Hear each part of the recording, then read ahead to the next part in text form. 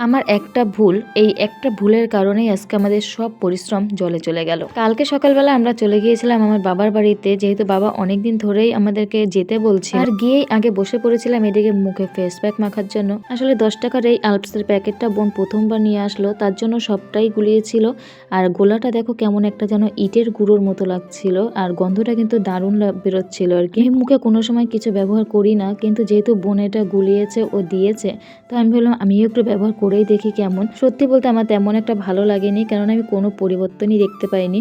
হয়তো আজকে একদিন মেখেছি তার জন্য হবে, কিন্তু যাই হোক আমার অতটা পছন্দ হয়নি। তো তারপরে দেখো এদিকে আমার মা কিন্তু আশা করতে বসে পড়লো। আসলে আশাটা কি জিনিস তোমাদেরকে বলি, চুষি পিঠা করতে গেলে যে গোলাটা দরকার হয় সেই গোলাটাকে আমরা আশা বলি। আচ্ছা তোমরা কি বলো সেটা আমাকে কমেন্ট বক্সে জানিয়ে যেও। তো যাই হোক এদিকে আমার মা কিন্তু আশা রান্না করছে, আর এই আশাটা আমি একদমই রান্না করতে পারি না। শুধু আশাটা বলে না, আমি কোনো পিঠেই করতে পারি না।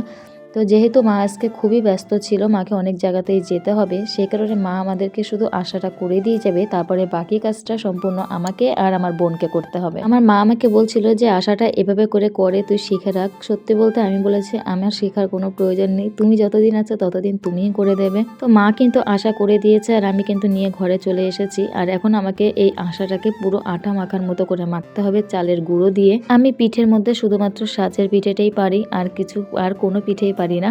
তো আর চুষি পিঠা তো খুবই দূরের কথা, মানে আমি এটা ধারে কাছেও যেতে চাই না। এই চুষি পিঠাটা খেতে ঠিক যেমন মজার, ঠিক ততটাই কষ্টের। তো যাই হোক শীতকাল যেহেতু চলে যাচ্ছে, গরম গরম পড়ে যাচ্ছে, এরপরে আর পিঠে পায়েস খেতে ভালো লাগবে না, সেই কারণেই ঠান্ডা থাকতে থাকতেই বাবা একটু চুষি পিঠা খেতে চেয়েছিল। আর আমাকে ওই জন্যই কতদিন ধরে বলছিল আসার জন্য। তো প্রথমে ভেবেছিলাম যে আমি আর আমার বোন মিলে দুজনে লেচি করে দেব, আর আমার মা চুষিটাকে কেটে দেবে। কিন্তু মায়ের যেহেতু সময় হয়নি, আমার বোনে বললো দে আমি কাটি, দেখে আমি পারি কিনা। তো ওনাকে অনেক আগে একবার করেছিল, আর ও কিন্তু তার জন্য এখন চেষ্টা করলো, আর অনেকটা কি বলবো পুরোটাই পেরেছে কাটতে। আর সত্যি খুব সুন্দরভাবেই ও চুষিগুলোকে কেটেছে।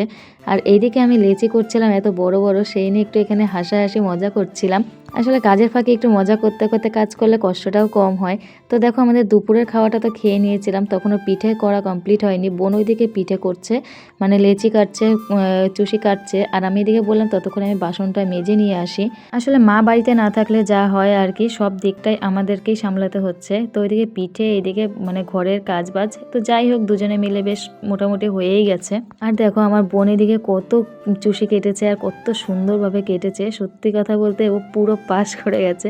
তো যাই হোক তারপর দেখো আমি একটা যেটা ভুল করেছি ভীষণভাবে, মানে এই যে এইদিকে আমি দুধ জাল দিচ্ছিলাম, আর তার মধ্যে আমি খেজুরের গুড় দিয়ে দিয়েছিলাম, যেই কারণে দেখো দুধটা কিন্তু পুরোই কেটে গেছে।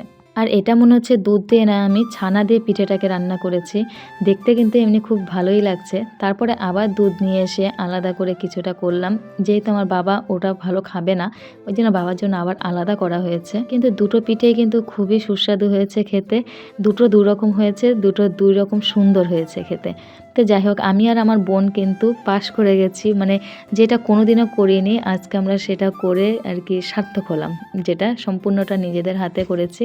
খুব ভালো লাগছে, আনন্দই লাগছিল। হ্যাঁ একটু ভুল হয়ে গেছে, তাও কোনো ব্যাপার না, ওটা যে খেতে খারাপ হয়েছে সেরকমটা নয়, খুবই ভালোই লাগছিল খেতে। তা যাই হোক আর সেরকম কিছু বলা নেই, আজকে ভিডিওটা এই পর্যন্তই।